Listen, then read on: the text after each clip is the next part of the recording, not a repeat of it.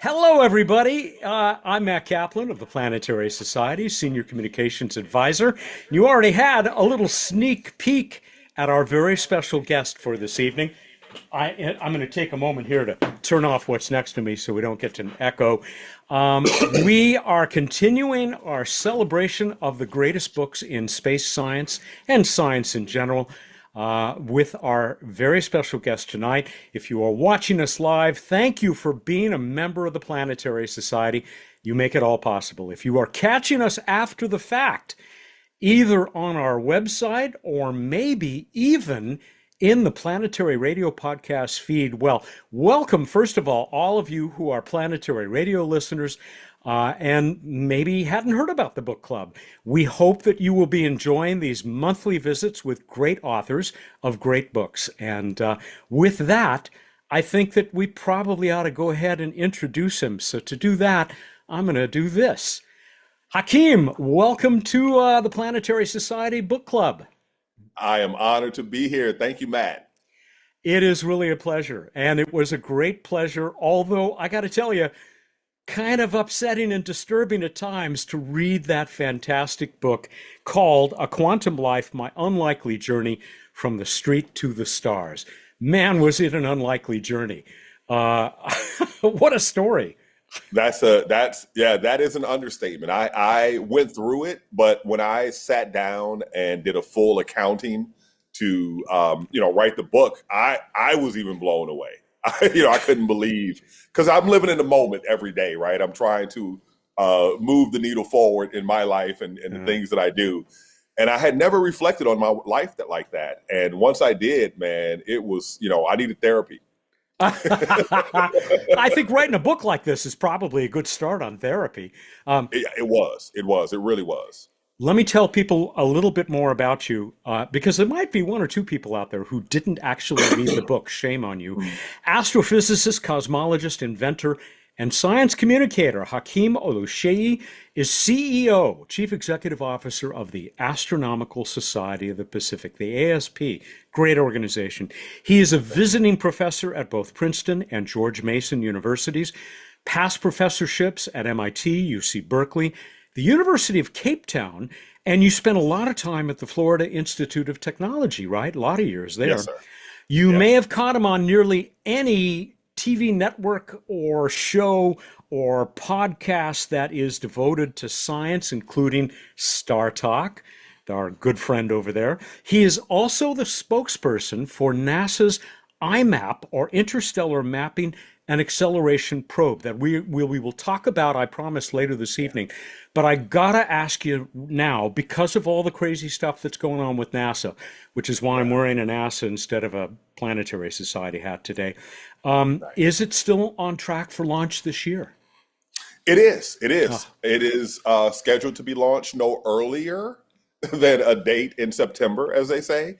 So the spacecraft has been assembled and has been going through tests, the shake testing and all those sorts of, cycling that it does, vacuum, thermal vacuum, all of that. And everything's still on target.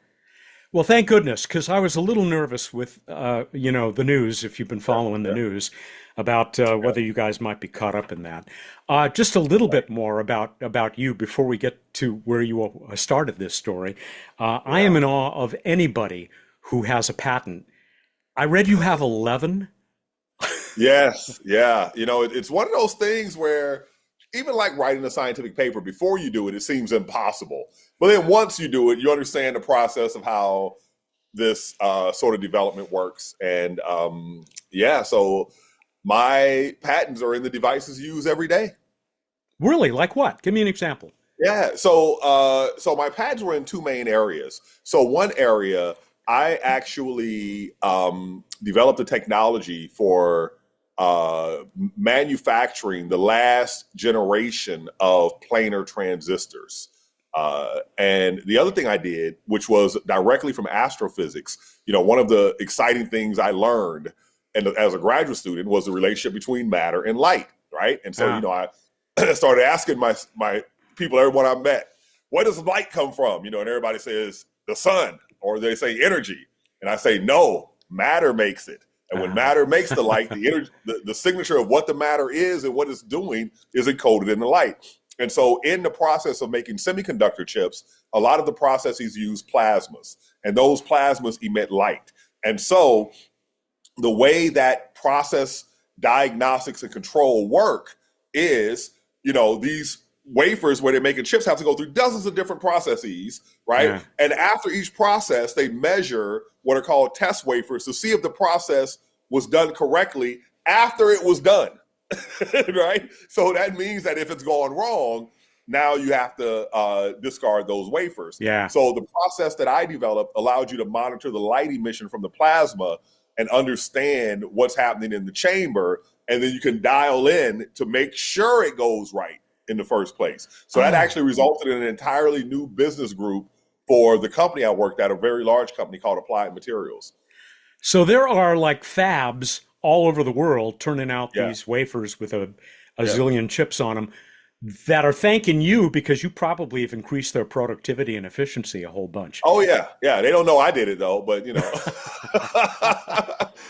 they reference the patent, so the patents have like hundreds of citations, but they don't they don't send me any checks. Yeah, you should have at least made part of the deal that the plasma jet has to engrave your initials on every wafer on the edge of every Right, wafer. exactly. Put my initials on every chip. Yeah. Let's get to the book. I want to All start right. with just what a couple of people have said about it. Our own Bill Nye, our CEO, said about this Yes. book. A physicist works with the statistical nature of the cosmos to predict the future, possible outcomes, and unlikely ones. In a quantum life, you'll encounter one extraordinary turn of events after another, so true, as the extraordinary chess player, puzzle solver, and occasional grifter works his way from grinding poverty and deep despair to worldwide acclaim as a physicist. As you turn each page, you may not believe this outcome is possible. Read on, says the science guy. I also love what National Public Radio said, their review. A Quantum Life is not only a story about resilience, but also about the power of science as a transcendent force for personal transformation. An important book for anyone who wants to understand how the fire of inquiry, the burning demand to know the world and its beauty intimately, can take root in a heart and lift it up to shine brightly with the stars it most cherishes. Wow. Nice turn of phrase. Yeah. But I mean, it didn't. When did it take root in your heart? I mean, it seems like you had it from the start, even in your habit everywhere of counting stuff. Yeah, it feels like I was born into it. But first, I want to just give a shout out to Bill. Bill, I met him originally just over a decade ago in 2014, and he's been gracious to me from day one. So I'll tell you the quick story. We were both doing a little stage performance at South by Southwest in Austin, Texas. And I had been on television for 2 years, and I was engaged with the Discovery Channel. And so Bill was taking photos at the step and repeat, which I didn't even know what that was. So the Discovery person says to me, "Hey, go over there to the step and repeat and take some photographs with Bill." I had never done that before. So I'm paying attention to what he's doing and trying to mimic him. And there are several photographers. And, hilariously to me, I hear someone among the photographers go, "Hey, who's that guy with Bill Nye?" So, I can't remember not being curious about nature and the world. And I can even remember before I could read, as I think we were living in Houston, Texas. I think I was like a 5 or 6 year old. And there was this encyclopedia, and it had these color plates in it, right? Was this the World Book? It wasn't that World Book that my mom bought. She bought that a little later, right? Okay. But I don't know if it was at our house or a neighbor's house, but I can remember being a kid and just being fascinated. They had these very colorful pictures of snakes in there. And I remember just sitting there being fascinated by nature. And, I was a kid that was always, tinkering with things and, whether they were insects or the appliances in the house, right? I wanted to understand how things work, how everything works. I wanted to understand history, like the history of the world, the history of humanity, the history of the universe. And had you met me as a 7-year-old and you asked me what I wanted to be, I would have said I want to be an oceanographer because I love to watch Jacques Cousteau. But if you had met me by the age of 11, I was saying, oh, I want to understand the origin of life and I want to understand the origin of the universe. So early start, Very in early. spite Yeah. of a lot of craziness. Oh, Beginning, yeah. I mean, the book begins almost literally with a bang Oh, because yeah. it's you're telling this wild story about one evening at Yeah. your home with your dad and your mom and a Yeah. mattress that is set on fire. Yeah, yeah. My mom and dad are kind of opposites. Mm. My dad is he's like me, right? He's a good-natured dude, right? Pretty calm. But my mom is a bit volatile. And what happened on that evening, my mom has told me the story many times over the course of my life. And, I've heard her talking to others about it. I've heard my father talk about the story. So essentially what happened is, he hit her for the first and only time that they were together. And when he went to sleep, she's put lighter fluid around him on the bed and set the bed on fire. Jesus. And you Yeah, said he woke up feeling like he was in hell, which wasn't too far exactly. from the Yeah, truth. yeah. Was it the That's how next he day? described it. Was it the next day that your mom packed you all up in the Maverick and you I don't, took off? that's Or what I was asking about my sister. It wasn't ah, exactly the next day because uh-huh. they did divorce, right? They went through a divorce Yeah. and then we left. And she packed us up in the Maverick and we drove to Los Angeles where half her family went. So her, her sisters moved to California and we went there as well. And her stepfather was there. Papa John was his name.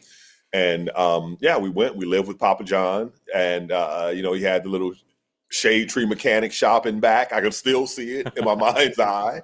Uh, still see Papa John. It was in Watts. Yeah. So we left New Orleans and we went to Watts. Not far from where I grew up, Long Beach, Ah, South Bay area. yeah, I Yeah, may have I know robbed it you at a well. certain point. Ain't no telling. Right? Yeah. Um, it's who knows. Uh, it seems like throughout the book Right. you benefited from one wonderful mentor or guide or Yeah. companion across your whole life, beginning, I Mhm. think, with your sister Bridget. And I'm gonna Oh put a yeah. photo up of you guys. There it is. Yeah. That's you, Yeah. and Bridget's got her arm around Right. you. Yep. Yep. That's right before the divorce. Yeah. So I'm 4 years old. Bridget's 9 or 10. She's 5.5 years older than me. And she was my protector. Look at her. She's barely, she got married at 16 and she was 85 pounds then. Oh So, God. she was very slight, but, she protected her baby brother. And that other your little girl in the shot, her Yeah. That's family Sharon figures into Brown. the story. Hmm. Yeah, that's Sharon Brown. So she's the youngest girl of the Brown family, of which there were 7 children. And the youngest male, his name is Darren Brown. And Darren was my hero growing up. Yeah. He was 2 years older than me. And Darren grew up to be a very high ranking officer in the Navy. And Oh, he was at one time the highest ranked African American, or the second highest ranked African American in the submarine fleet. Um, wow. yeah, yeah, and it's he has great stories, that, like telling me what happened when 9/11 occurred, right? And you're Hmm. under the sea and you don't know about 9/11, but you know that some order has come in and something very serious has occurred in the world, right? But you don't know what that is. But Darren really challenged me a lot, and Darren was an intellectual himself.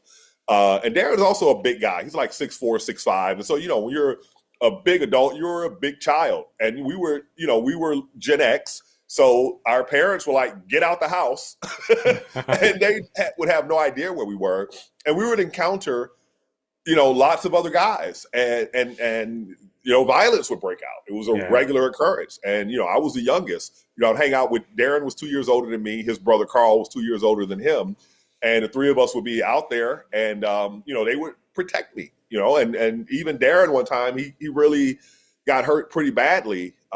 Protected me one time. I'm blown away. Here's another family shot. Yeah, A little later, obviously. Your yeah. dad That's the there on the '80s. right.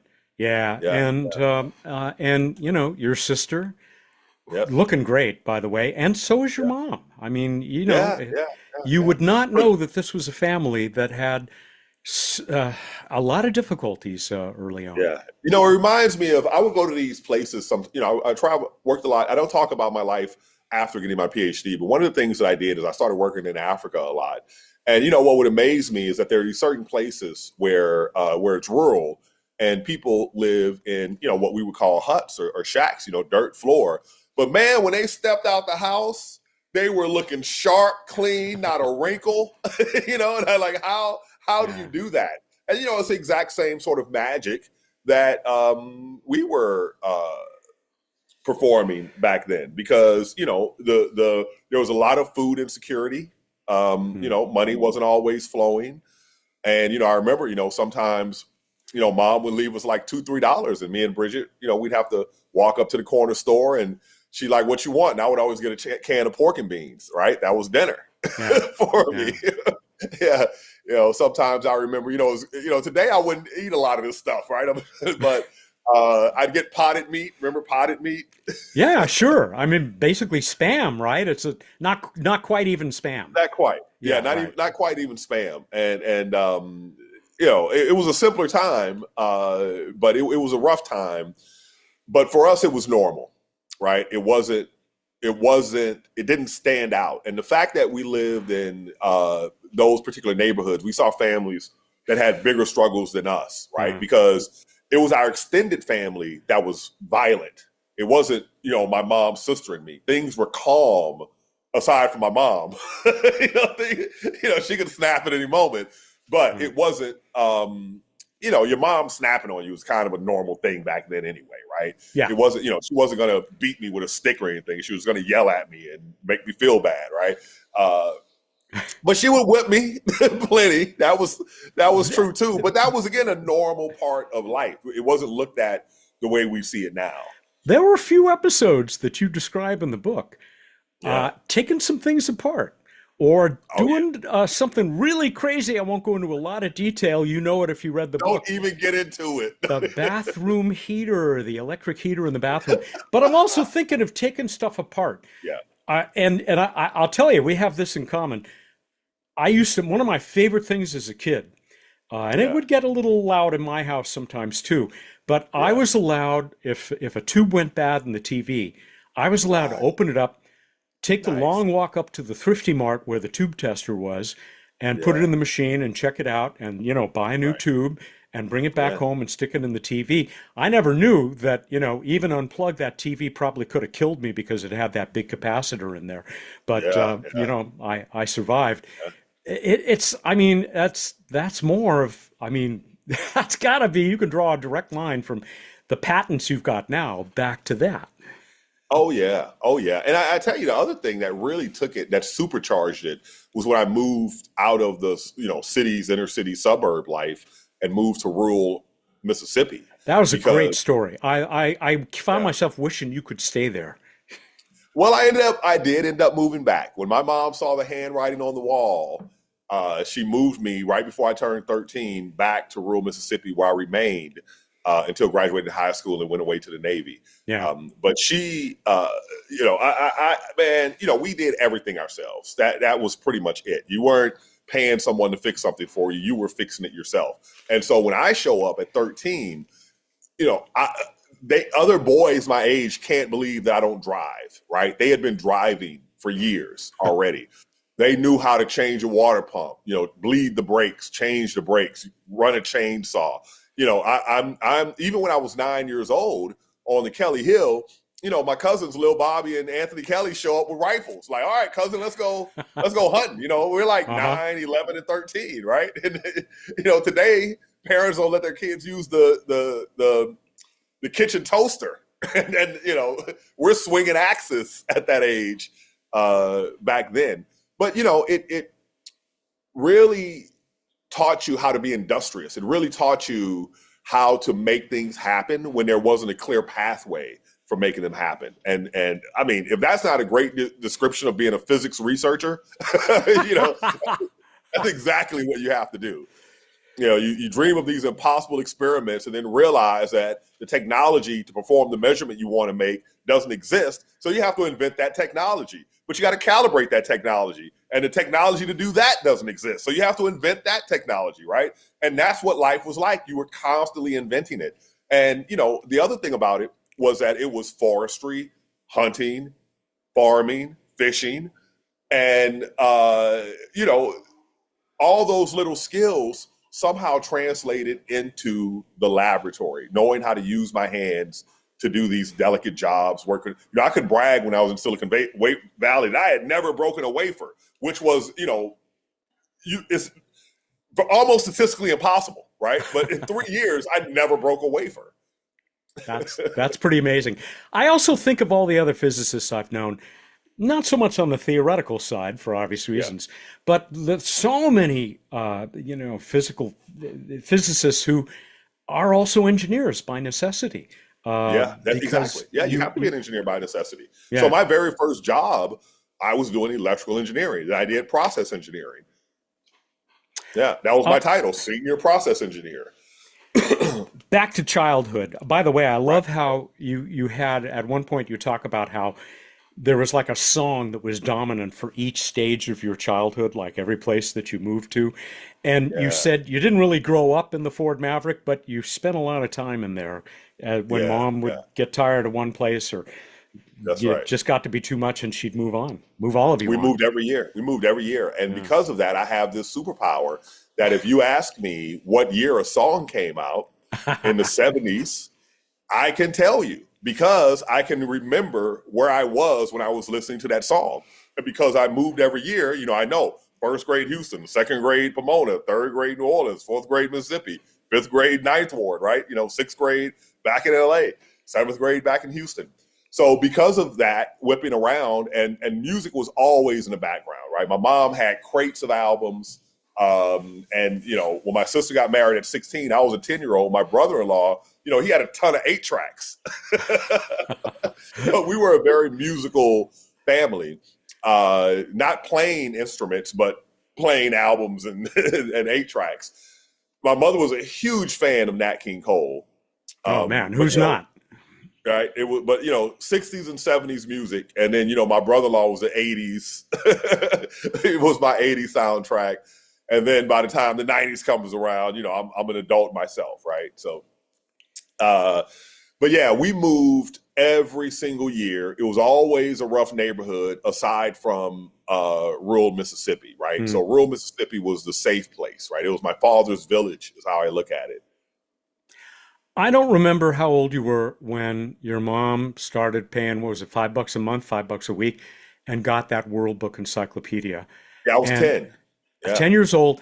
And yeah, if there was an epiphany in your life, yeah. that was certainly the first, if there was more than one, right? Well, you know what? The epiphany came a year earlier when I read Roots. Ah, okay. So That's so when I moved to Mississippi at the age of 9, I look at it like this.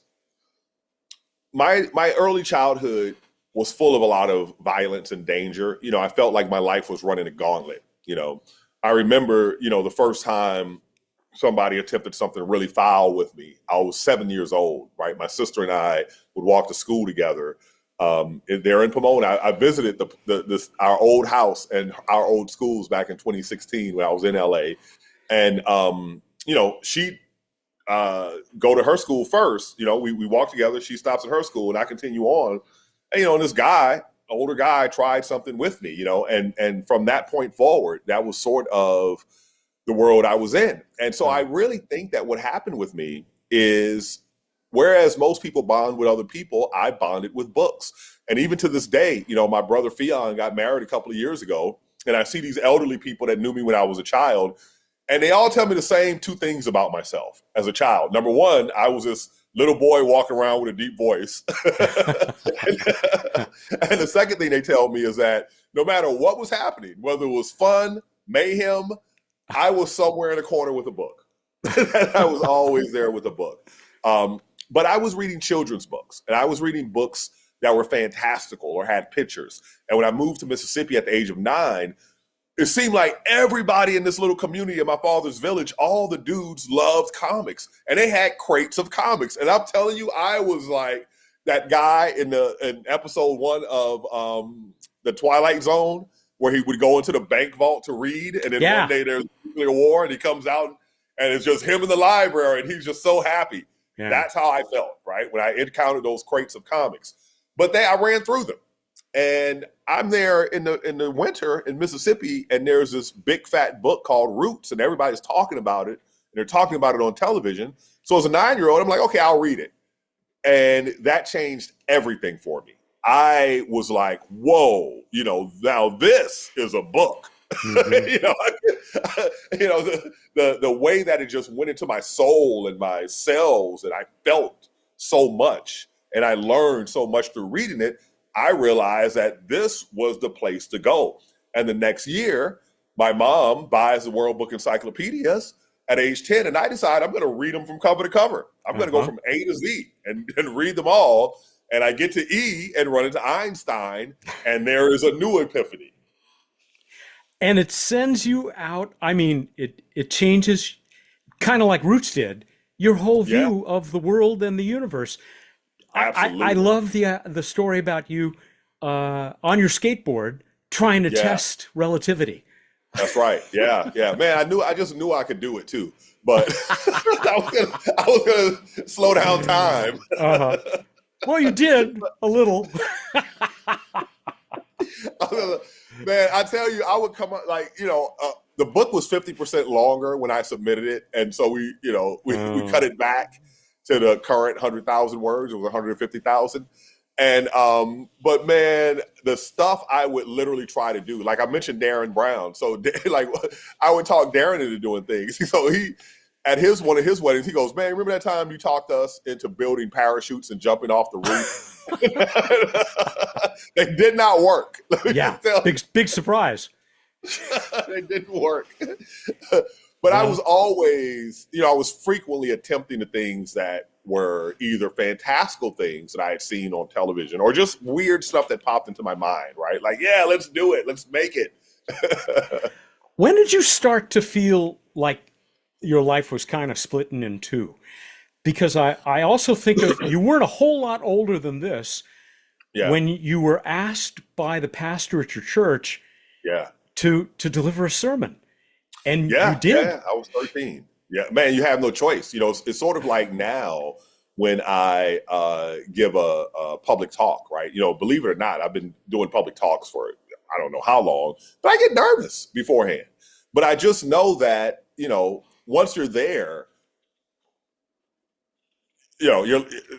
what choices do you have? You just got to talk. Exactly. You just gotta exactly. Right. And so when Reverend Cherry called me up that morning to give the sermon, I was shocked beyond shocked. Talking about being put on the spot. And so you were scared to death, but it was a big hit. I mean, you must have. It was a big hit. It was a big hit, and that, and that sort of thing. I feel like sometimes life chooses you for things, and so being an educator is like that for me, right? A lot of things when I realized the effect I had on people, and I didn't know I could have that effect. I didn't know that I could be motivational to people and inspirational to people. You see other people do it, and it makes sense. Sure, they can do it, but myself doing it. When I first became a professor, I used to imagine, because when you walk up to the front of the classroom, before you walk in the room as a professor, the students are all chatting and talking. You walk into the room and you begin your lecture, and they just fall silent and they start paying attention. And I would say, what would happen if one day I went in there and they just didn't? and they would just continue doing what they're, the rulers rule by consent of the masses, right? And so I know that I can't control other people and their reaction. So, it doesn't occur to me that I could have an impact like that. And so that was the first sign of it. And so the book ends before I really find that out about myself, because at the very end of my time in graduate school, so many people are coming to me telling me how I impacted them because, as a graduate student, you teach courses. And for some reason, I don't even know why it is, but when people work with me, somehow they develop more belief in themselves and their ability to do things. Mm-hmm. And so I turn it, like I tend to do, I turn it into a joke. And I say that, what people have been telling me for the last 25 years is, Hakeem, I thought I was dumb until I met you. Which, yeah, you got to taking that the right way. What a huge compliment. Because, I mean, Right. somebody else hearing that might think something else. But Yeah, yeah. it's I like, that's a Mississippi self-deprecating humor. exactly, exactly.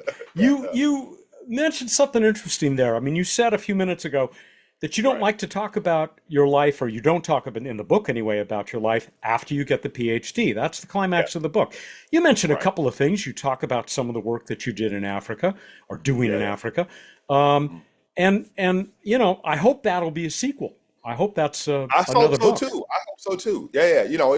It's a business, so we Yeah, have to see what the publishers think. But I would love to tell that story, and a lot of people have asked for that story. And the reason why I wrote this story is because so many people asked for the story.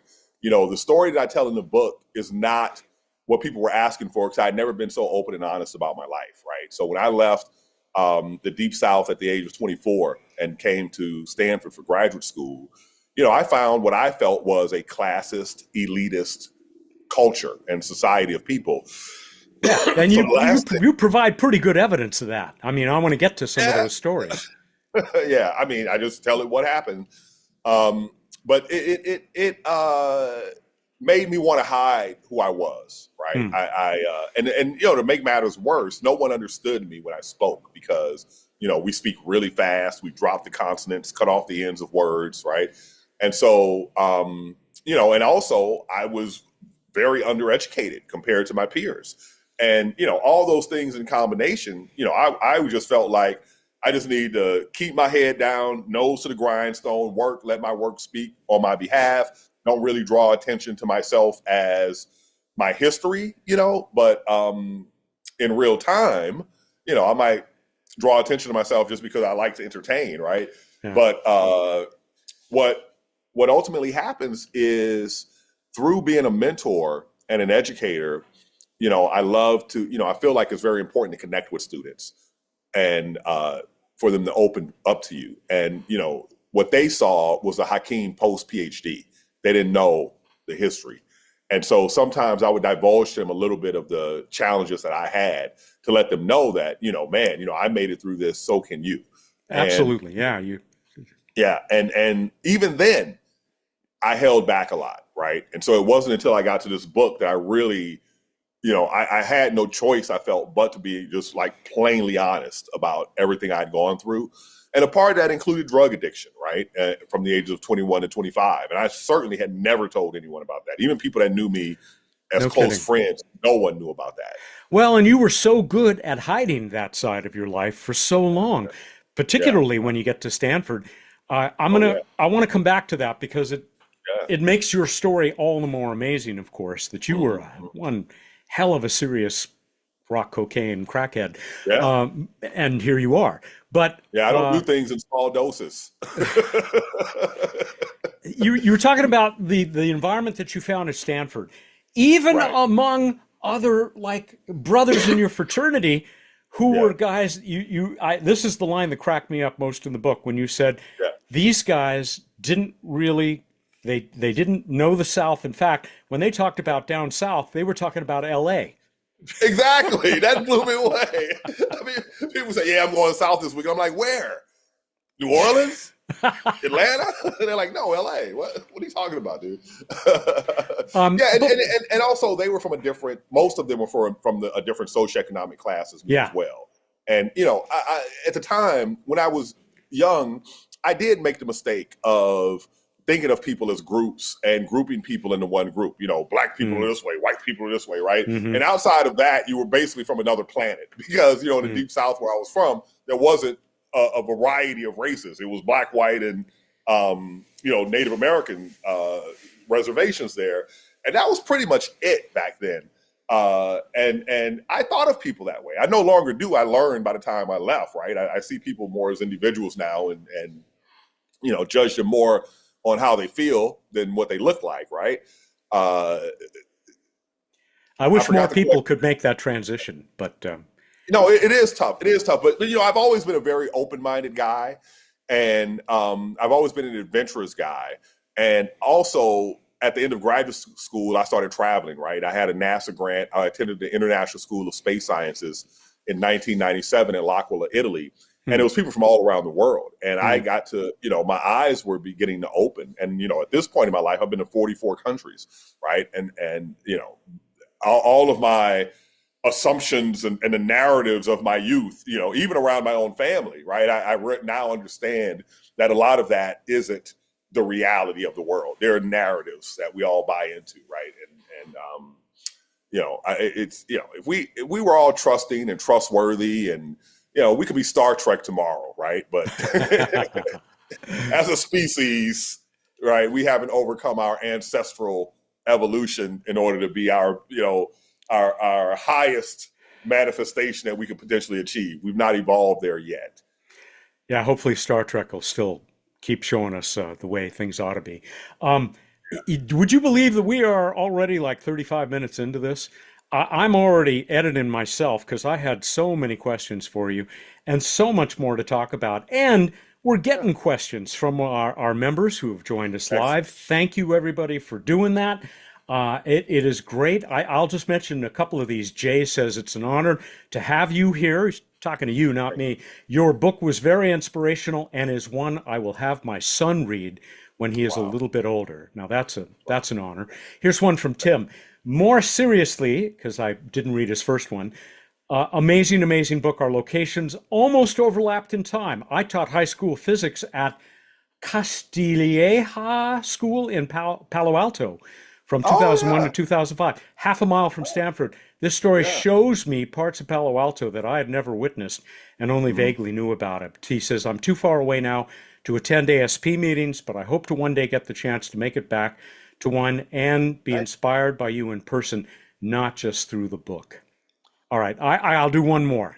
Carr says, your story is so inspiring and relatable to me. I'm an African immigrant, Middle Eastern, who grew up in, or Mid-Eastern Africa, who grew up in Louisiana and Texas before moving to Los Angeles.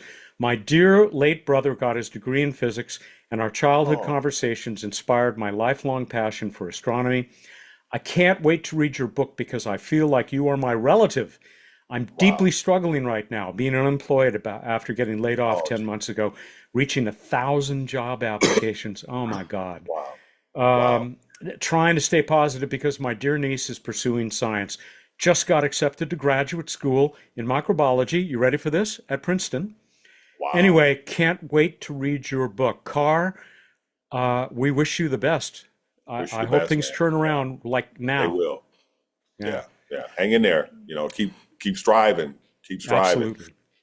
Yeah. You cannot help but find even more inspiration, Carr, when you read the book. So and that's one of the things that really surprised me when I published the book is how many people from so many different diverse walks of life related to my story.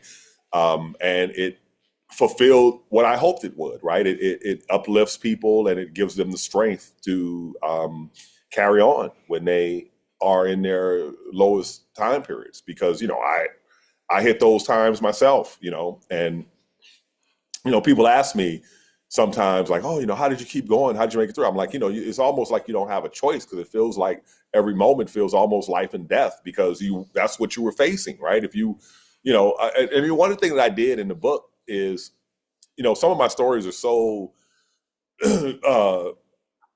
outlandish and weird, that I felt like people are going to doubt that I'm actually telling the truth. So especially today that I look like a squeaky clean nerd, right? So I put in all these fine details that, you only know these details if you've been through this kind of thing, right? If you've been doing this thing. And one of the things I point out to is, like, for example, when you go for a long time without eating, I ask, what happens the first time you take a bite of food? And if you haven't experienced this, you have no way of knowing. And if you have experienced this, the first time you took that bite of food, it was a big surprise because what happens is, it's as if the roof of your mouth has some sort of cramp in it or something, but you get this massive pain in the roof of your mouth, right? And I've been through this a few times. You go a few days without eating, then you eat something, it's like, it's so like And so I Googled it last year at a certain point, and it has something to do with with your saliva glands. I don't know exactly what happens there. I don't recall the mechanism. But yeah, we go through really rough times. One of the stories I tell in the book about when I dropped out of Tougaloo, I was an addict. I had, straight Fs at midterm. I drop out of the university. I'm working as a janitor at this nearby hotel. And, I make $4 an hour. I'm barely cutting 100 hours a week. My rent was $288 a month in my little ghetto apartment. And I would, the first thing I would do when I would get to work is walk through the halls, because when people order room service, the etiquette was to set your tray outside of your door. So housekeeping come pick it up. Well, I would walk through the halls and I would go to people's leftovers and I'd eat their leftovers. That's how I was surviving at the time, And there was the time before that where, I'm 20-year-old homeless. And I phrase it that way because, I wasn't sleeping outdoors, right? I was sleeping on couches, sleeping on floors, and sometimes, breaking into the dorm that was closed for the summer and sleeping in a room in there, and trying to get out before maintenance catches me the next morning, right? But that's the thing, is that we go through all of these, and yet here I am today, right? And so for those of you who are struggling, there is light at the end of the tunnel. You can make it out the other side. It gets so grim. So, the number of hardships that I've been at, one night we cut this out of the book because it was such a horror story, but, I ended up getting kidnapped one night in Jackson, Mississippi. Okay. And this was the first week of my last year of Tougaloo College. And I'm a bunch of dudes with guns on me. It's like, you're not getting out of this. And for some reason, a woman who was involved, just tells him, don't shoot him, but at that moment, I thought that was it for me, and there's so many of those that I've been through, that you run up against, and then yet, you find a way, and you can thrive. You can't, you can still go for whatever. And one group of people that relate to my story, I do corporate speaking, and I can't tell you how often I go on stage and confess, snitch on myself. And these high-ranking corporate officials, CEOs, vice presidents, chief of this or that, will say to me, hey, Hakeem, I've never told anybody this, but let me tell you about, what I did as a youth. And the reason why I'm telling that story is because so many of us from certain backgrounds, when you know that you've done these things that are maybe illegal, or you may have had hard times, you kind of edit yourself out. You think that, you can never go to that other life, living that clean life and being a upstanding citizen, who wears a tie and that sort of thing. But you can, right? And because all of those people did the same thing too, right? It's sort of like, even as adults, we're like children. What do I mean by that? Is when you're a child, your parents and your teachers are telling you how to live life right. But yet they made the exact same mistakes in life that you're making, right? But you see them at this later time in life when they went, and so it's like, they say that you should learn from the mistakes of others, but we all tend to go through and still, humans are humans, and we go through our human stages and do our things that we do, So yeah, it's life is hard, and it always has been, but the struggle is worth it, I feel. And if you strive and have a perspective of belief that you can, I think you will. There is so much that we could talk about your really young life. I mean, you accomplished so much as a kid in spite of all these difficulties, and eventually end up at Stanford, and it's a whole new level of challenge. And thank God you run into some more wonderful mentors, also some people who throw up big roadblocks that it would have been They're entirely both at every stage, right? At every stage, you got both of them, lovers and haters, the ones that love you and the ones that don't. But it's one of the most amazing accomplishments chronicled in the book, is that you overcame these with some help, especially in light of the fact that you were doing drugs for a good part of the first part of this time. But I want to put up a guy who was one of those mentors and made a big difference because it's going to get us into some of the early real science that you did as well. Tell us about this guy. This is the late, great Dr. Arthur Bertram Cuthbert Walker Jr. His initials are ABC. And so his colleagues would say it stands for awfully bloody complicated. But Art got his PhD in the early 60s, like 1961, 62. And he immediately went to the Air Force and he flew satellites studying the Earth's radiation belts and magnetosphere. And then he goes to the Aerospace Corporation, and he and his colleague, whose last name is Ruge, they basically invent experimental X-ray astrophysics. So they get the first, they don't get the first, so they win a satellite experiment to take X-ray spectra of the sun for the first time. And while they're in preparation, right before their launch, a rocket flies, and gets a spectrum first. So Art says, like, yeah, we didn't get the first X-ray spectra, but we got like number 2 through 5,000 right, of the sun. But then his first graduate student was Sally Ride, the late, great Sally Ride. A good friend, a friend of the society, friend of mine. She was part of Planetary Radio for a while. I miss her so much. Yeah.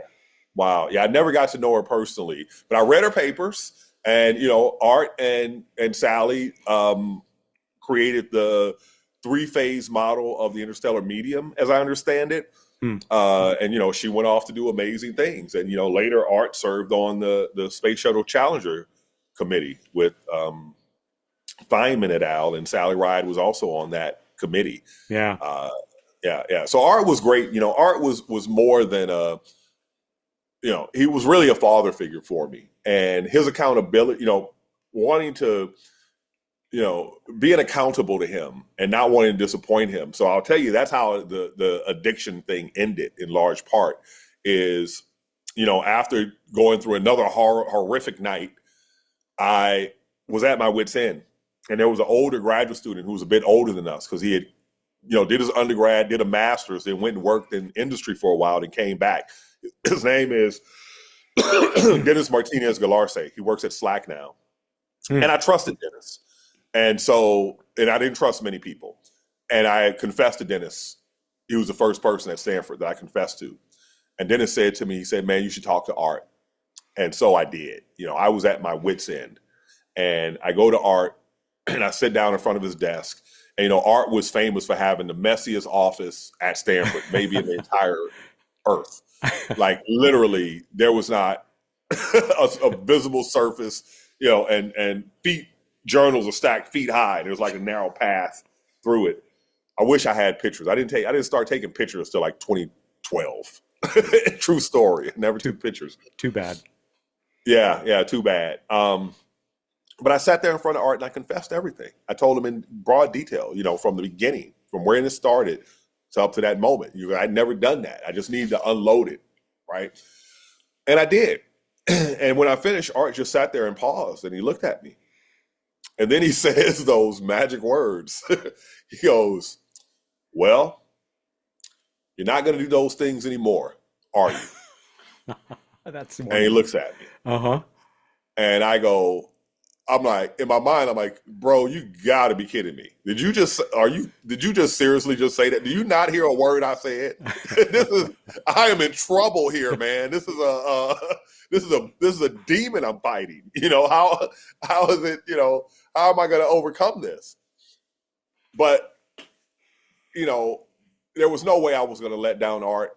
And I had been really trained in a way, that your honor and your word matter, that kind of thing. And so I checked myself into rehab. And even though their program did not find for me what I needed to get beyond that, I found it listening to everyone else who was going through similar things. Mm-hmm. And what I found, what resonated for me was the following, because, it is such a different experience in life to have a new voice in your head attempting to guide you that is not your voice, right? And it tells you this story about how great it's going to be when you do this. And after I heard everybody's stories as we were going through, this, we'd meet weekly, this outpatient rehab, I realized what everyone was saying. And that is that if I do this, I'm not going to get high. I'm going to get low. Right? Yes, I'm I going to love be that great. line. Yeah. Yeah. And that's what I kept telling myself. And it took me 5 years for that voice to go silent in my head. 5 years, from 1992 to 1997. Yeah. Well, thank God it did. Yeah, man. Thank And God also, thank God for Art having that faith in it did. you. I want to Yeah. show you another picture because this one's right up our alley. You know, we're the Planetary Society. We care about what's going on in the solar system. So Yeah. there's this team that you were part of, and there's Art in the middle, Yeah. Yeah. and you looking pretty serious there over on the left. Yeah, man. I was miserable.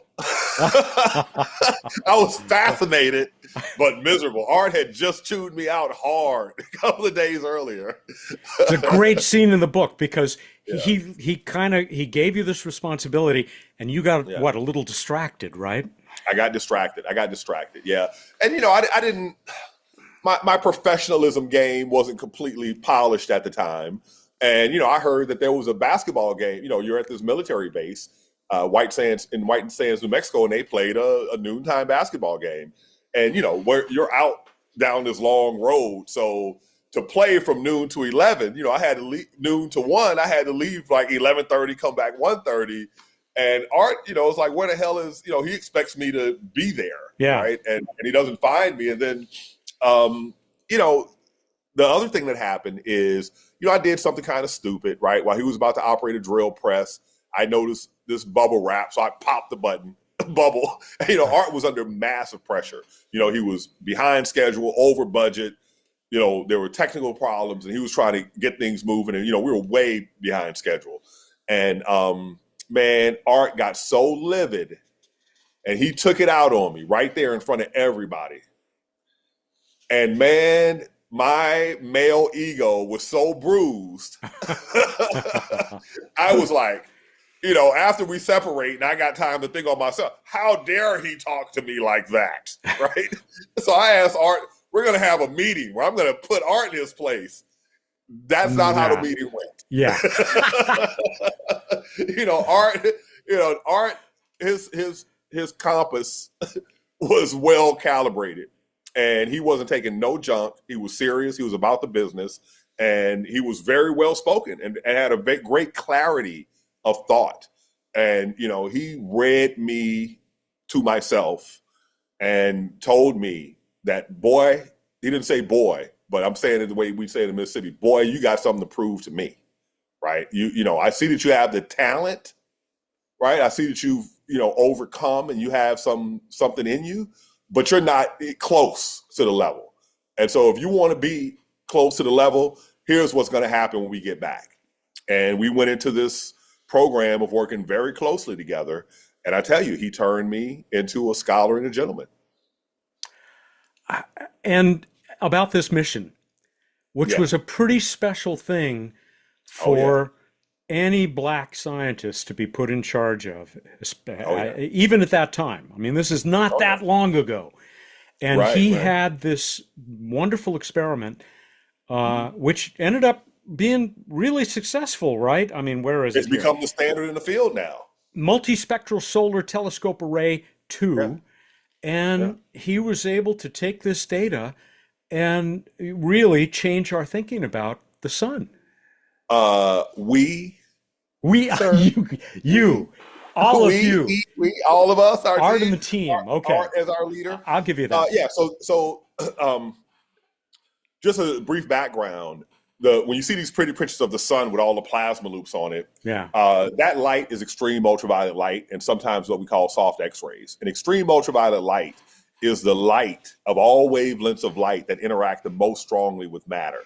And what that means is there was no mirror that you could shine it directly on and it would reflect from. It would be absorbed. Uh-huh. So the only option you had is what are called grazing incidence optics, where the light, just like you can skip a rock off a pond, you skip the light off the mirror. Instead of the light coming in here and bouncing back that way, right? It comes here and continues its path like that, right? I have You have a seen diagrams of this, like the yeah, Chandra X-ray telescope, like Chandra, and right? It they has call them nesting. mirrors and lenses, but it's nothing like an optical telescope. It's amazing. Yeah, it's nothing like an optical telescope. So anyway, there was this guy named Troy Barbie who was working on making these artificial, what are known as Bragg crystals. When Art flew the satellite to take X-ray spectra of the sun, there was a type of crystal called a Bragg crystal that, at certain angles, it appears to transmit or reflect, however you want to look at it, light of very specific wavelengths that has to do with the interatomic spacing. And so, if you could build layers where you design the layer spacing, so you put one layer that has a lot of electrons, an atom with a lot of electrons, like molybdenum, that's what the light's going to bounce off. And you have another one with, not many atoms, silicon. And why you choose silicon, there's all sorts of interfacial engineering issues you got to deal with, whether the layers are going to stick. But the mirror you're putting it on, the glass substrate you're putting it on, that had to be engineered to be ultra smooth because this wavelength of light is so tiny, right? So you had to have the ultra smooth mirror substrates. You have to have these multi-layer mirrors. And then, to do them telescopically, you had to have these filters that were invented in the state of Washington, Forbes Powell. So all this was brought together to do these scientific instruments. And I'll tell you what's really wild is while we were doing this, we're right in there in Silicon Valley. And the team members, Craig DeForest and Charles Kankerborg, would tell me all the time, and I had no idea what they were saying. They're like, yes, these mirrors are going to be used one day in EUV lithography, right? I didn't know what that meant then. After grad school, I went into Silicon Valley, so I learned what lithography was. Mm-hmm. But guess what? A couple years ago, I spoke for the one company in the world that makes EUV lithography machines. It came to fruition. Full circle. That's great. Full circle. And guess how much each machine costs? A lot. $1.5 billion. Oh my God. Each. Yeah. Billion yeah. with a B. With a B. Yeah. It's a one company in the Netherlands that makes them. Yeah. Wow. So this is when you see the tiniest features in electronics that exist today, that's being done with EUV lithography. Because you need that really short wavelength, make those tiny little lines and things. Yeah. Yeah, exactly. Incredible. So it works. He makes a great name for himself.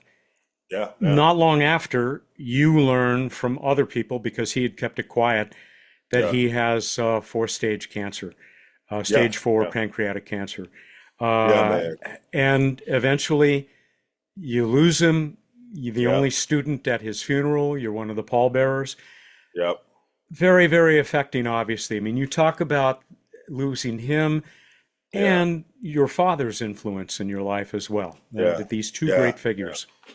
Yeah, there were really 3, and one got written out of the book just because I had to reduce it by 50%. The third being my sister's husband, Dwayne Morgan, who I lived with them, and he raised me from a boy to a man from 13 to 18. And then I go to Tougaloo College, right? And sort of Richard McGinnis and Dave Till and Gerald Bruno take me under their wing. And I get to Stanford, and Art takes me under flash his up wing. some of these folks here. Yeah. Just very so that's briefly, Cynthia so we can honor McIntyre. them. She was completing her PhD at MIT, and she started this new conference called the National Conference of Black Physics Students, and came to Mississippi to recruit students. And I tell you, there were 20 some odd of us at that meeting in 1988. I was there.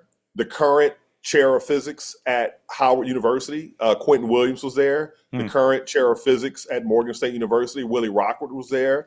So Cynthia's legacy is amazing. And so, I always say that I made it via hope, hustle, and help, right?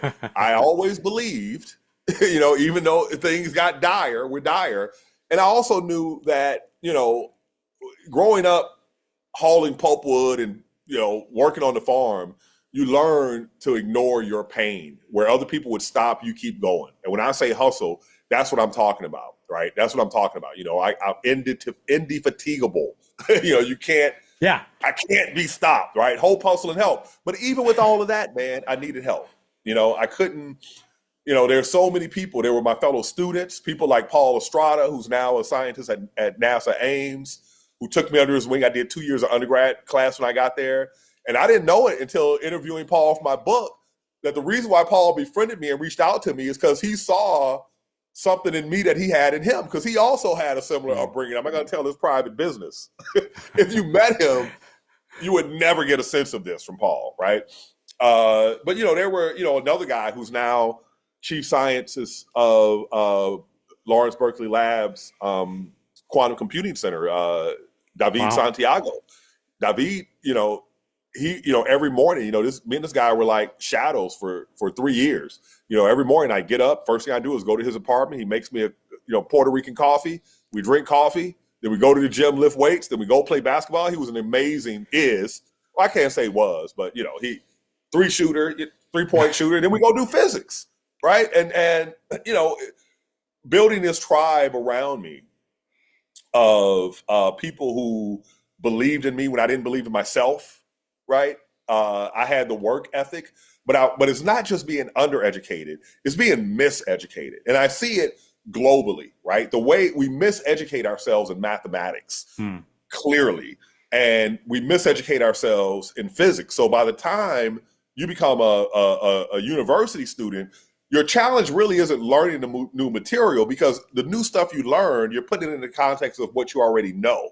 But what you already know is not known in the right way to go further. So, only a few of us get there, right? That's why I say, when people go to college and they have to choose a major, the 3 questions they ask themselves are, what do I enjoy doing? What do I like?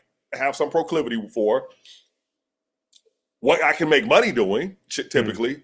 And the third question is, what has the least amount of math, right? That's what they're trying to do, avoid math.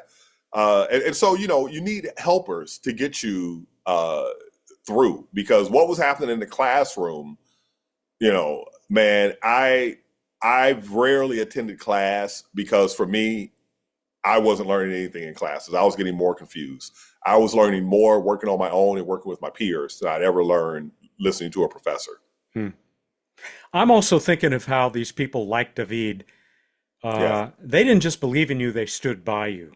They did. Even when they kind of tried to steal your Stanford education from you after the Qualls and the people who stood by you, because they said, that woman, Marcia, who said, no, you passed this. And you had tough choices to make there. But I also think of the people who you've been able to influence since then. I mean, right at the end of the book, you talk about some of the kids that you have worked with in Africa, and you saw a photo of this, I guess, a team that now is working on a square kilometer array. Oh, man, that was so amazing. The big radio telescope project in South Africa, and there are 4 of your kids.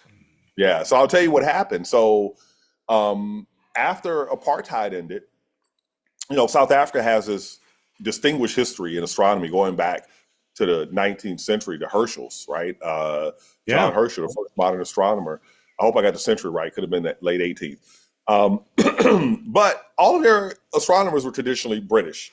So the government told them, like, listen, if you don't start making some South African astronomers, we're gonna, hit you in a pocketbook. And their biggest population is 90% Black. But what would happen is, just like my case in America, their students would attend what they call, we call them historically Black colleges and universities. There they call them traditionally underprivileged universities. Top students would do well, get accepted to their top universities like University of Cape Town, Wits, and KwaZulu-Natal and others. And they go there and they fail out at this thing called I forgot what that exam is called, but it's an exam they have to take, right? Just like we had a qualifying exam. And so in all their history, they'd only graduated 3 Black astronomer PhDs. So my colleague, Charles Magruder from the University of Kentucky, he was one of the first 5 African-American astronomers in America. He comes to me and he says, Hakeem, you know as well as I do that the problem is not one of academics. And, among the Black astronomers in America, in the 20th century and the early 21st century, up around the 2010s, the joke used to be among us is that Hakeem, me, is the only Black astronomer who you can tell is Black on the phone. And it was a self-criticism, right? It was saying, but it's true of all races.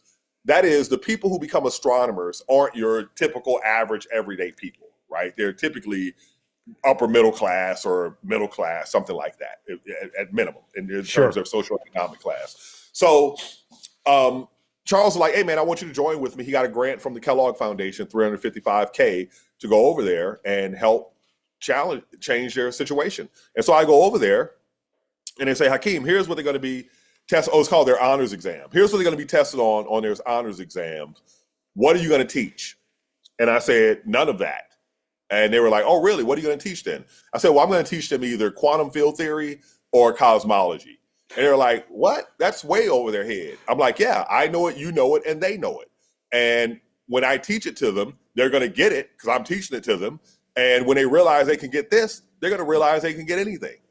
And 3 years later, so I've been there in 2008, 2009, 2010. I go back to 2011. Peter Dunsby, who's a math professor and cosmologist there at University of Cape Town, he says, Hakeem, I got great news for you. Not only have all your students passed the honors exam, they've all passed in the top 20%. Wow. And then what would happen is I would travel internationally. And I'm watching CNN International, and they have these programs on the square kilometer array. And, they would show the control room, and there was my students, they're like, and I'm just like, wow, man, that is amazing. Yeah, that's amazing. It's great, and even now to today, there's a guy at Jet Propulsion Laboratory. I met him as a graduate student. His name is Kevin Hand. And with him, I know started Kevin. going around. You know Kevin? Yeah. I do. Sure. Yeah, Great guy. Yeah, he started Cosmos Education, and I joined them in 2002, visiting schools and orphanages around Africa, and teaching kids about science and things. And man, I get these emails, direct messages out of nowhere, like, "Hey, you probably don't remember me, but you came to my village, you said this, we did that, and now here I am. I'm an engineer, and thank you," right? That kind of thing. And that, that to me is, in my career, every time you go for your annual review, they're like, Hakeem, you're doing too much of that stuff, and you need to get back in the lab. And I'm like, okay, and then continue doing what I'm going to do, right? Because it's so much more fulfilling. It's so much more, and so important. And it's so important. It absolutely is. It absolutely is so important, man. I don't know if you've noticed, I said that before. Now it's well after the hour. Wow, and so I'm glad that you have a few extra minutes here, but we can start wrapping up because it's late where you are. But thank you everybody for sticking with us this way. I got one more photo to talk about, and now for something completely different. You got to tell us about this photo. Oh yeah. So Craig DeForest, who by the way is the principal investigator for the Punch satellite that just got launched late last year, I think. He was a hippie in Art Walker's group. I'm talking no shoe wearing, long blonde hair having, VW bus driving hippie. And I mentioned in the research group that I played the tuba. And Craig is like, oh, you want to join the Stanford marching band with me? Craig, for his part, played the keyboard in the marching band, right? No other marching band has a keyboard. Craig built a harness, and he built a harness for a motorcycle battery, and he had speakers. This is so Stanford marching band, by the way. Anybody out there who doesn't know the reputation, you should look up the Stanford marching band. They're nuts. So all of the tubas had paintings in the bell. So they give me a blank bell, and they say, hey, man, you got to paint your bell. And I'm like, what can I paint? And they're like, whatever you want. And I'm like, whatever I want. So I painted a big marijuana leaf in 1992. It becomes a cultural icon. So whenever you see that, know that you're good old Dr. O. I didn't put those words. I told them to do that. My daughter Camila was about to be born, and so I had to leave the band. And I was like, Chris Hondo, put the words "This Bud's for you" on there, right? He did. I said we'd get to saying something, let you say something about that mission that you are the spokesperson for. Tell us about IMAP. Yeah, so again, it's like a full circle thing. So the principal investigator for IMAP is Dave McComas out of Princeton University. And he was the principal investigator for the IBEX satellite. And unbeknownst to me, he was a hero of mine when I was a graduate student, because one of the things I studied was the solar wind. And there was a satellite known as Ulysses. And there was this beautiful plot. The sun has three types of wind. There is the what's called the slow wind and the high speed wind. And the slow wind, is around the mid latitudes and equatorial regions where the sun is in bright in X-rays and extreme ultraviolet light. And it goes out at about 1,000,000 miles per hour. But out of the poles, where it's dark, where you have what are called coronal holes, the wind comes out twice as fast at 2,000,000 miles per hour, the high-speed solar wind. And so the Ulysses plot was like a circle that showed those wind speeds, right? And then the third kind of wind is when you have things like flares, these episodic winds.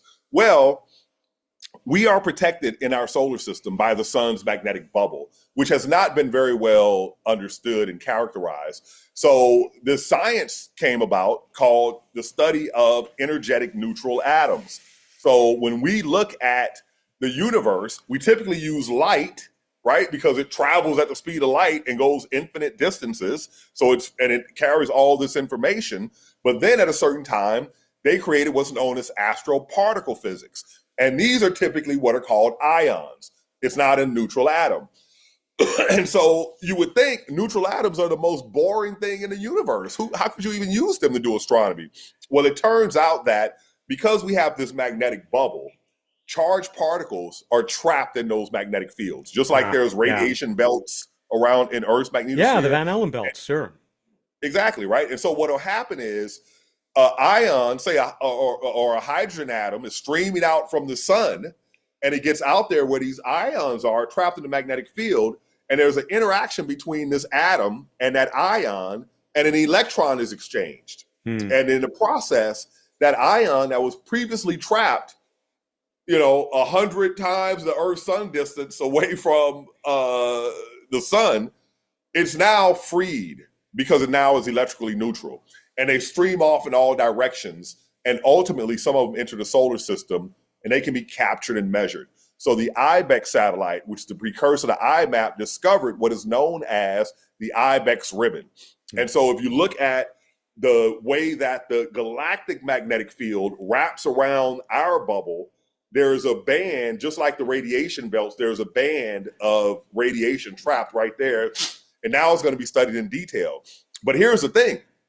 IBEX has been operating so long, we've actually seen material events occur at the surface of the sun, travel out to the heliosphere, and then bounce back and come back in and get measured, right? Wow. So IMAP is going to be looking simultaneously at material coming from the sun and material coming from the outer heliosphere.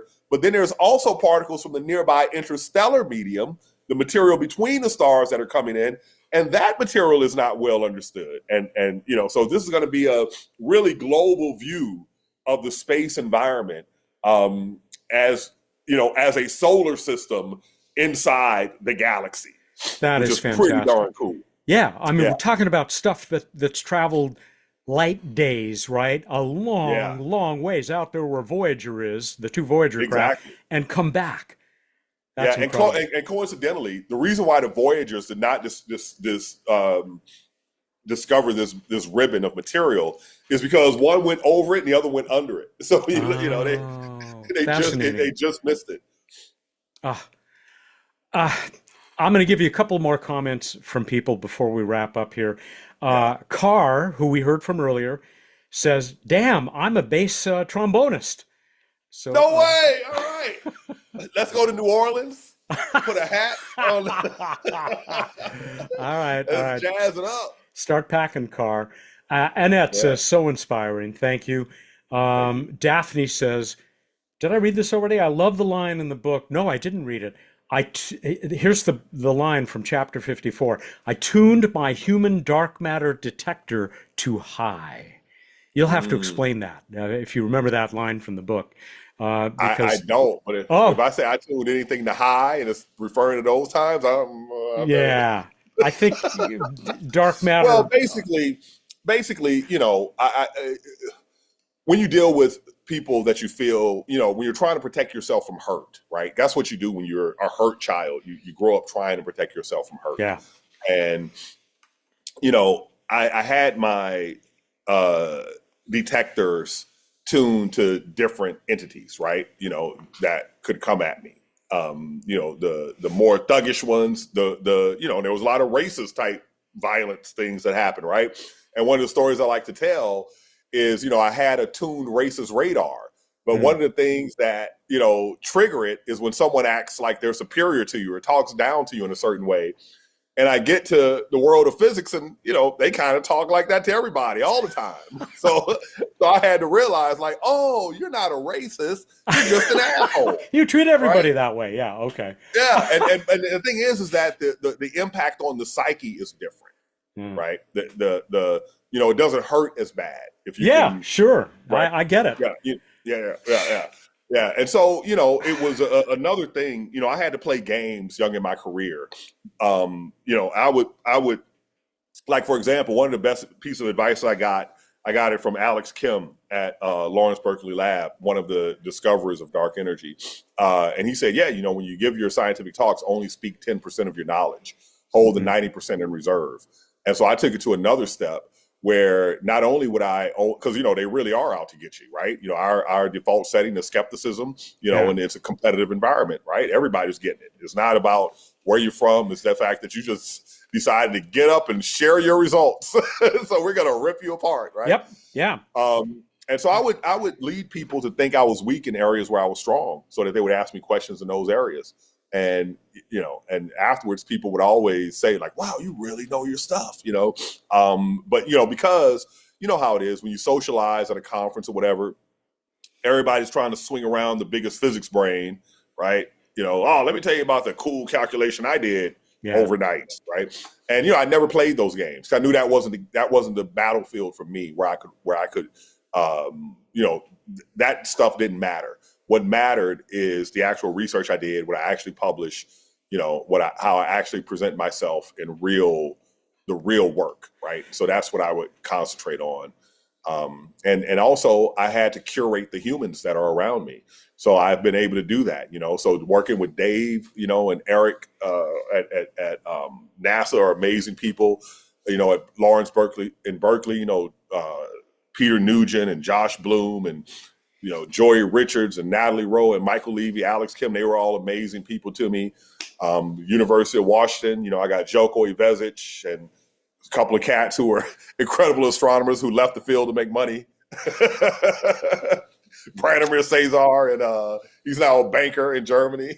Wow. And Andy Becker, who's now in the corporate world. But, Sarah Seeger at MIT, a lot of Ed Berchinger, a lot of great people that, are kind to me. And I meet people that, if we can't work together, we can't work together. I just move on and work with the people I can work with, and I was, Bill, when I met Bill Nye, Bill has been so gracious to me, he's a good guy. Yeah. And I try to do the same, I try to be there. The problem is just being super busy, right? So sometimes, you can't answer every call and that sort of thing, but to the extent that I can help someone else move forward in their life, ease their burden, help them believe in themselves, give them some resources that they need. That's what I'm here for, man. That's what, I wouldn't have been here if nobody did that for me. So as far as I see it, that's the least I can do. It's such an important lesson that a lot of us and a lot of organizations have to learn over time, and some of them never learn. There's so many great, talented, smart people out there. It's not worth it to work with the mean ones. Right. Just go for the nice people. And something else you said made me think of a line that I thought, I don't have time to read this, but it's about some of the stuff that you learned from art. You said, most important, art taught me the difference between what I believe to be true and what I know as a scientist to be true. That's the final measure of a researcher, to be able to challenge one's own beliefs and prejudices, to look at the facts with a clear eye and an open mind, to never fill in the blanks with one's own expectations, but to let the evidence tell the story. That's a Sagan-worthy line right there. Thank you, man. Thank you for that. Yeah, I say stuff and I don't even know what I said, but but it's true, man. I it's so salient because art, the way he did it, art would, he'd ask me a question. There was some task that was supposed to be completed, and I'll say, he like, did such and such happen? I'm like, yeah. He's like, do you know that happened? And I was like, yeah. I told Craig, and I saw him. He walked out. He's like, but do you know that happened? I was like, yeah. Craig's like, and then he looks at me again. Do you know that happened? I'm like, I'll be right back, Art.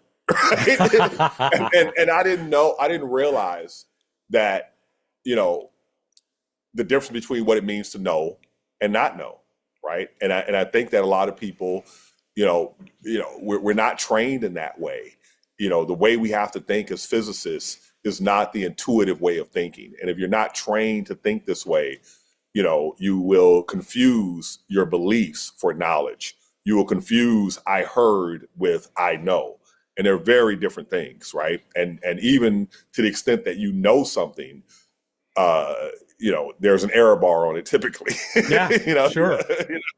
And so characterizing that error and that uncertainty is the rigor in the science, right? And if there is a lesson for this country and the world to learn today, that's one of them right there, man, an important one.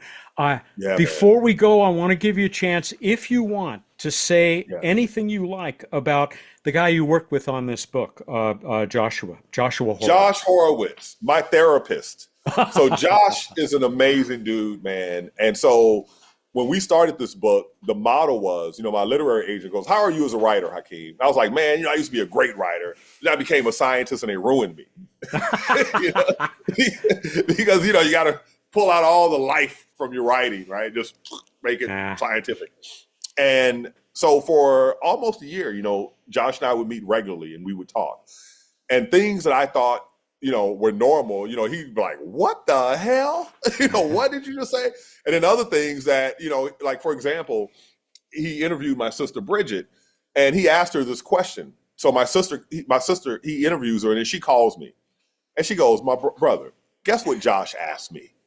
And I go, "What?" She says, "Josh asked me, when we moved, did I ever tell mama that I didn't like moving so much?"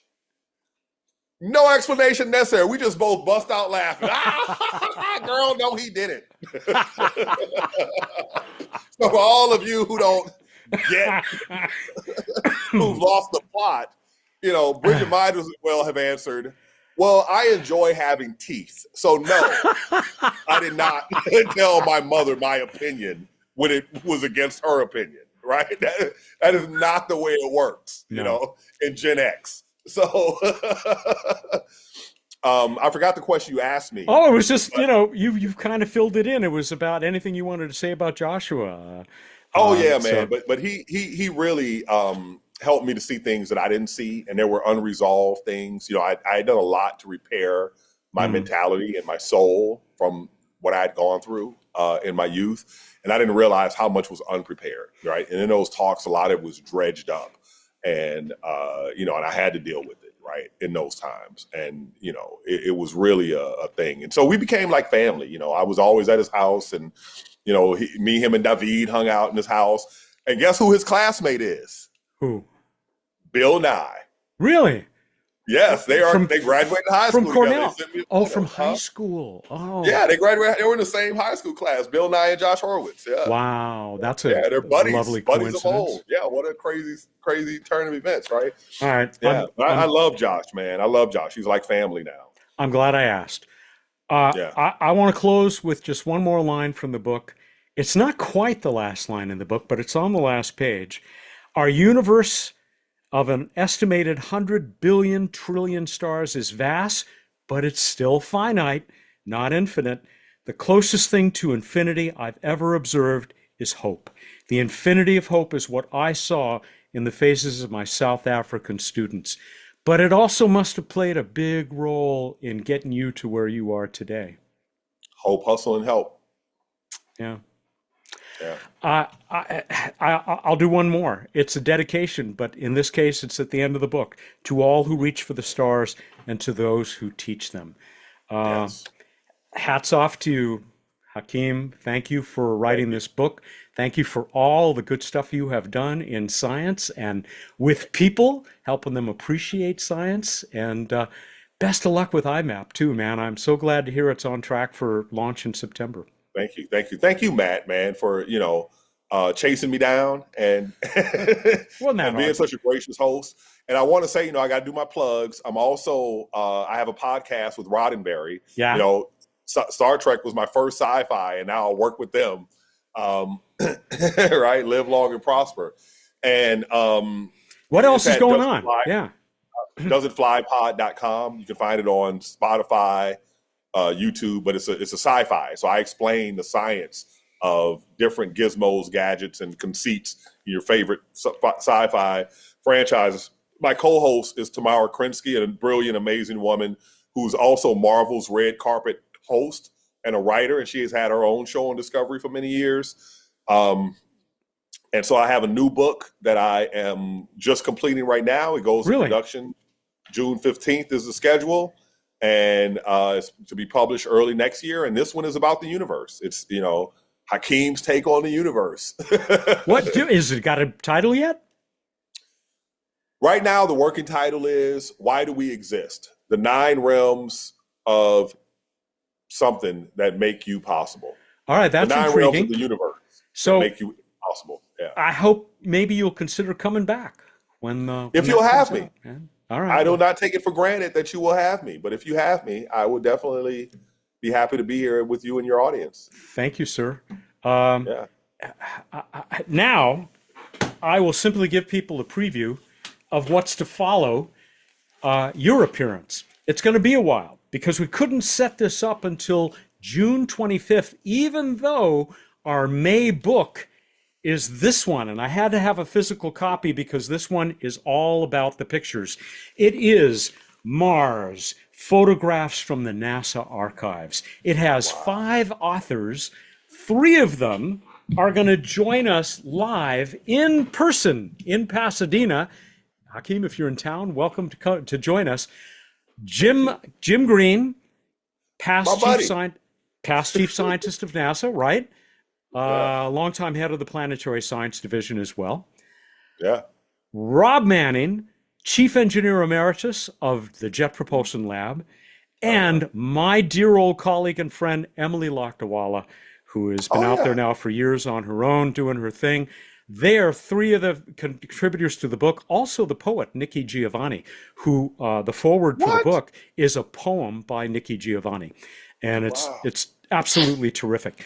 And I don't want to, I better not do it now. There is a 5th person, but those 3, Jim, Rob, and Emily, are going to join us live in Pasadena, right next to the Planetary Society at the First Methodist Church on the evening of June 25. And I'm looking forward to that, being on stage with them and a live audience. It has been fantastic to spend this time with you in a live audience, just not one we can see, Hakeem, but thank you so much. And, once again, good luck, continued success with all that great stuff you got going on. Every day I'm hustling, Matt. Every day I'm hustling, man. We're going to bring Star Trek to fruition. And how? All right. Again, live long and prosper, man. Live long and prosper. Thank you, everybody, for joining us. Again, if you're watching the recording, whether you caught this as part of the Planetary radio feed, welcome. You're the first to do that. Or on our website, planetary.org. If you're not a member, check it out, planetary.org/join to find all the great benefits of being part of this society, of this family of people who love space and space science and all the stuff that you love, and also make it possible for us to do things like this book club and everything else that we do. So there you go. Thanks again, everybody. Have a great, great evening, and we will see you again soon. Hakeem, hope to see you again soon as well. Take care. Take care.